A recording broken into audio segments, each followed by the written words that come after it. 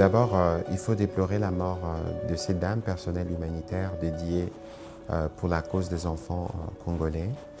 Et je crois que c'est dans les communiqués d'hier, nous avons eu l'occasion non pas seulement de lui rendre hommage, mais de rendre hommage à tout le personnel humanitaire qui sont particulièrement mobilisés dans un contexte d'occupation. N'oubliez pas que c'est les Rwandais qui a exporté ou qui a fait de Goma et des Bukavu des endroits malheureusement où ils commettent de crimes, et pas seulement de crimes, mais en réalité ils ont exporté la guerre dans des milieux urbains. Souvenez-vous de ce qui s'est passé il y a une année et de la barbarie qui a caractérisé ces événements. Et les personnels humanitaires, c'est des personnes qui sont particulièrement mobilisées. Et je crois que nous, aujourd'hui, nous sommes très mobilisés lorsque nous parlons notamment de l'ouverture de l'aéroport de Goma, parce que nous pensons qu'il faut intervenir très rapidement pour apporter l'appui nécessaire aux populations qui se trouvent là-bas. Et les personnels humanitaires, ce sont aussi ceux qui nous renseignent les mieux de tout ce qui s'y passe, notamment d'autres crimes, etc. Et donc nous, on a été particulièrement touchés par ces disparitions, mais aussi des autres compatriotes qui sont décédés sur le coup. Alors ici, il faut rappeler, suivant l'esprit du communiqué que nous avions fait hier, nous avons parlé des enquêtes parce que ce sont les enquêtes qui vont déterminer. Donc moi, je n'irai pas comme vous pour dire qu'il y a eu frappe des drones et tout ça, jusqu'à ce que les enquêtes pourront établir. Mais nous savons aussi, et d'ailleurs, c'est Antonio Guterres qui le disait il y a quelques années, qui parlait des armes sophistiquées, qui parlait de tous ces dispositifs. Nous connaissons les méthodes du père et du fils, la violence avec laquelle ils opèrent. Et donc, il est important qu'à ces stades, on s'abstienne en attendant qu'une enquête vienne détailler, donner des détails de ce qu'il faut par rapport à ce qui s'est passé. Et pour le reste, nous qui sommes très engagés et respectueux du droit international humanitaire, ce n'est pas dans ce type d'action que nous pouvons aller, alors que nous considérons, nous respectons le travail qui est fait par les humanitaires, parce que c'est aussi ceux qui portent l'espoir pour nos populations qui vivent sous occupation.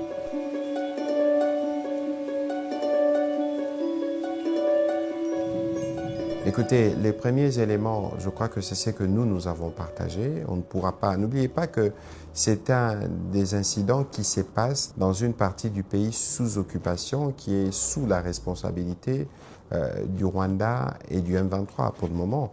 Et nous considérons, et c'est l'occasion de le rappeler, que la première condition qui permet un retour à la normale, c'est comme le stipule la résolution 2773, c'est le départ de troupes rwandaises et la sortie du fils ou du supplétif M23.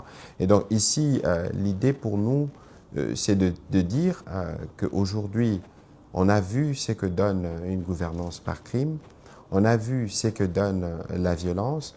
Je pense que le temps est venu, en tout cas pour le Rwanda, de cesser de se dérober et de venir pleinement dans les cas du processus de paix pour que nous puissions appliquer ce qui avait été prévu et pour qu'ils quittent notre territoire avec les anges de la mort qu'ils traînent.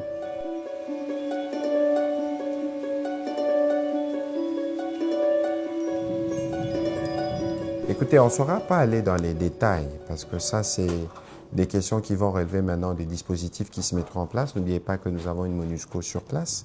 N'oubliez pas aussi que la personne qui a été touchée de manière générale, les personnes qui sont mortes, méritent d'avoir une lumière. Et donc, dans cet ordre-là, nous allons tous attendre ce qui va se mettre en place, de sorte que nous puissions être davantage édifiés sur ce qui s'est réellement passé.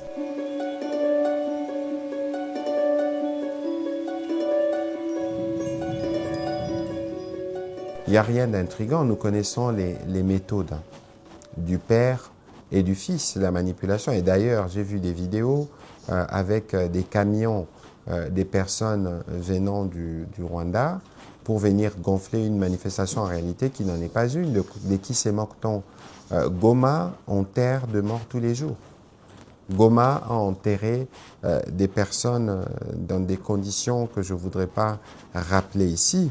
N'oubliez pas les événements qui se sont passés en janvier de l'année dernière, qui illustrent la violence. Si cela tenait vraiment au respect de la vie humaine, ils ne seraient jamais à Goma, parce qu'en venant à Goma, ils ont amené la mort qui sème, y compris dans leur propre camp. Je ne voudrais pas rappeler les cas de votre ex-confrère et pour lequel on n'a jamais entendu une quelconque forme de demande d'enquête, etc. C'est illustratif de l'esprit de ceux qui y sont. Et aujourd'hui, vouloir intimider, priver les étudiants d'aller aux universités pour venir porter les messages, même si ils peuvent arriver à voir des gens s'élever, mais en réalité, c'est parce que ces gens tiennent à leur vie, parce que toute voix contestataire est sanctionnée par la mort ou par le fouet. Vous êtes au courant de tous les crimes qui s'y commettent. Quoi qu'il en soit, nous avons vu l'exemple d'Ouvira lorsqu'ils en sont sortis. C'est les mêmes états d'esprit qu'il y a dans les chefs de nos populations à Goma, c'est les mêmes états d'esprit qu'il y a dans les chefs de nos populations à Bukavu. Je crois qu'aujourd'hui, tout le monde le sait, les occupants en premier, qui ne sont pas les bienvenus chez nous et qui doivent rentrer au Rwanda, en tout cas pour les troupes rwandaises, et pour le reste, ils doivent aller dans les processus qui sont prévus, notamment les processus de désarmement et de démobilisation prévus par l'accord de Washington.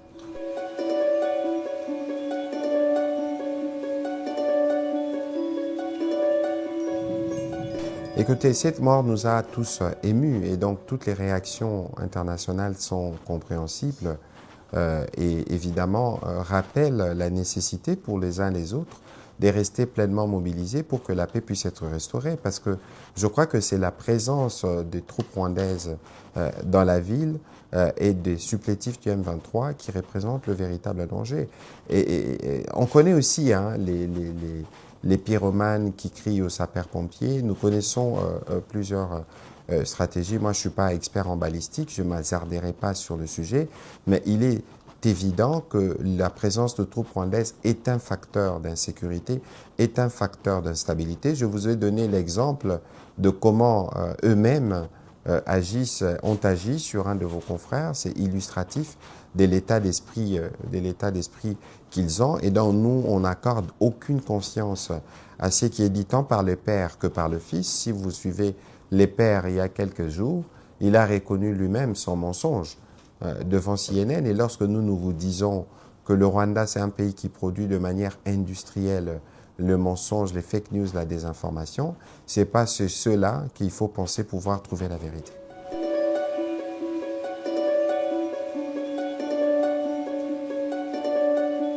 Écoutez, ici, la question de Rubaya, elle est vraiment illustrative de tout ce qu'il y a d'horreur. C'est cela d'ailleurs, les vrais visages de cette guerre de prédation. On tue, on laisse mourir pour piller de manière systématique. Ce que nous avons observé sur Rubaya est extrêmement grave. En 40 jours, plus de 600 compatriotes sont morts. Et les combles, justement, du cynisme, c'est qu'ils n'ont pas arrêté. Donc, en pleine saison de pluie, on connaît la nature du terrain, mais on continue quand même à vouloir utiliser femmes et enfants, y compris pour des activités, des pillages. Je crois qu'aujourd'hui, il est important, non pas seulement pour regarder les supplétifs, le père et les fils qui pillent sur le terrain, mais pour regarder aussi tous ceux qui s'approvisionnent dans la chaîne. Et d'ailleurs, j'ai discuté tout à l'heure avec mon collègue de mine.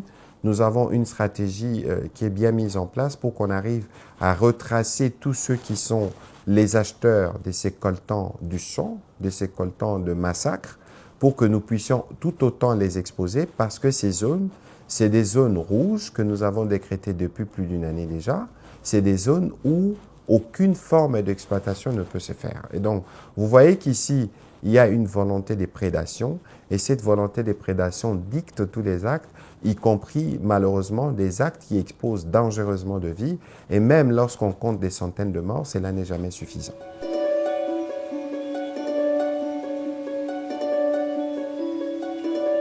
D'abord, vous faites bien de le rappeler parce que nous, la guerre, elle ne se passe sur notre territoire.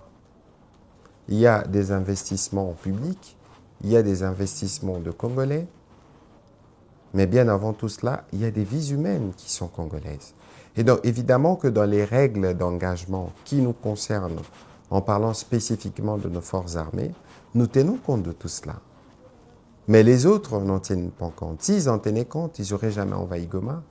N'oubliez pas les scénarios, couper l'eau, couper l'électricité. Je ne voudrais même pas parler de la mort du gouverneur quelques jours plus tôt pour s'assurer que tout est préparé pour amener plus de morts. On a attaqué des écoles, on a attaqué des hôpitaux, on a attaqué des camps de déplacés parce que c'est cela l'ADN du Rwanda. Et donc aujourd'hui, nous, nos forces armées ont toujours été dans une posture défensive. Posture défensive, ça veut dire que nous nous assurons de bloquer, de freiner l'expansion territoriale, mais nous assurons aussi, chaque fois que de besoin, de protéger nos populations. C'est bien cela notre devoir, parce que nous sommes, n'oubliez pas, notre armée a les devoirs et la responsabilité de protéger le territoire et de protéger les compatriotes. Ce sont les autres seigneurs de la mort qui viennent, avec toute la barbarie qu'on leur reconnaît, poser des actes totalement répréhensibles pour lesquels, je dois rappeler, nous avons un front judiciaire et pour lequel, en tout cas, aucun détail ne sera oublié parce que cette fois-ci, à la différence des aventures précédentes, nous les amènerons à la justice pour qu'ils puissent en répondre. Alors, sur les processus de paix que vous abordez, je crois qu'ici, il y a lieu de rappeler que nous avons commencé les processus de paix ou des discussions avec le Rwanda depuis le mois de juillet 2022. Nous sommes aujourd'hui à la 4e année. Nous étions au 15 décembre 2024 sur le point d'en finir.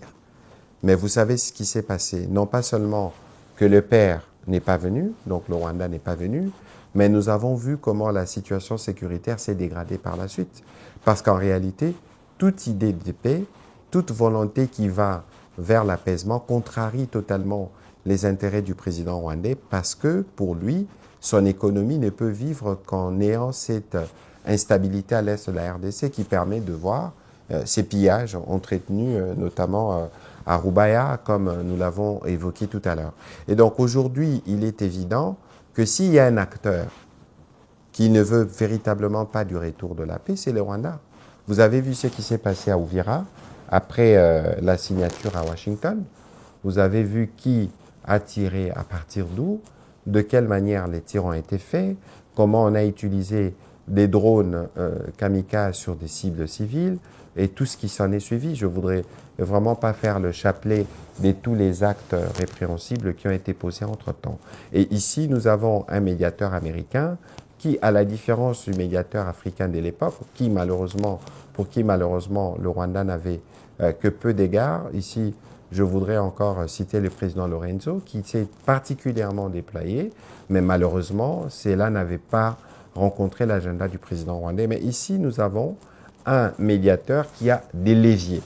N'oubliez pas qu'avant que nous ne puissions aller à la signature le 4 décembre, nous avons été dans le cadre du mécanisme conjoint de coordination des sécurités et du comité de supervision des questions justement de sécurité, nous avons été avec les Rwandais, avec les Américains au milieu pour faire le point des responsabilités des uns et des autres. Nous avons commencé la campagne de sensibilisation telle qu'est prévue dans les annexes de l'accord par rapport au CONOPS pour sortir en tout cas les éléments FDLR qui sont dans l'infime partie du territoire d'ailleurs qui est sous notre contrôle. Et je crois que de ces points de vue, vous devez avoir vu aussi qu'avec la MONUSCO, il y a, pendant que nous parlons d'ailleurs, des processus qui se font pour rapatrier certains nombres de ces FDLR qui sont des Rwandais. La vérité, c'est que pour bien traiter la menace des FDLR, les Rwandais doivent quitter les parties du territoire qui s'occupent parce qu'il existe une cartographie aujourd'hui. On sait plus ou moins les localiser. Les médiateurs américains le savent, les Rwandais le savent. Et nous, si nos forces doivent traiter cette menace, il faut bien que les Rwandais quittent notre territoire pour que nous puissions traiter les cas résiduels. Qu'on ne vous trompe pas, les chiffres ont été avancés dans les différentes plateformes de discussion. Mais quoi qu'il en soit, nous sommes plutôt, tels que nous le disions toujours, nous avons confiance à la médiation américaine. C'est la médiation qui nous a permis aujourd'hui d'avoir notamment des sanctions.